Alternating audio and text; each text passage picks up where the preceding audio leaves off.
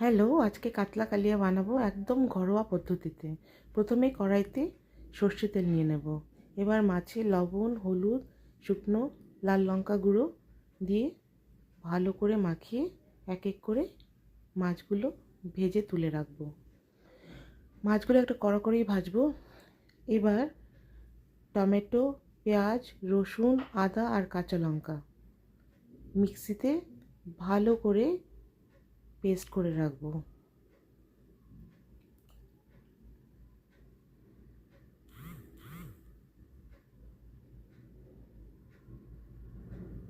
এখন গোটা গরম মশলা, জিরে, তেজপাতা, শুকনো গোটা লাল লঙ্কা, এলাচ, দারচিনি আর লবঙ্গ মাছ ভাজা তেলের মধ্যেই দিয়ে দেব।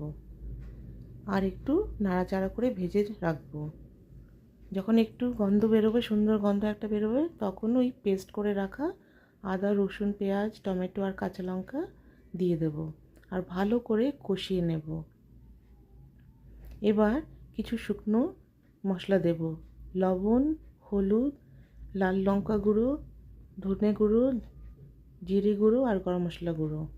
এবার দইতে কিছু সামান্য চিনি দিয়ে ফেটিয়ে রাখবো। শুকনো মশলা আর দই ভালো করে একসাথে ফেটিয়ে ভালো করে কষিয়ে নেব। সব মশলা একসাথে ভালো করে কষিয়ে নেব।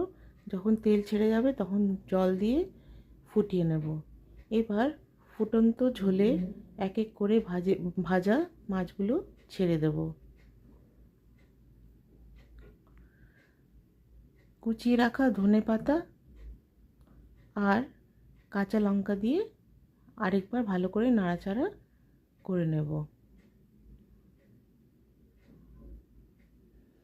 কিছুক্ষণ চাপা দিয়ে মাছটাকে আরও ভালো করে সেদ্ধ হতে রাখবো।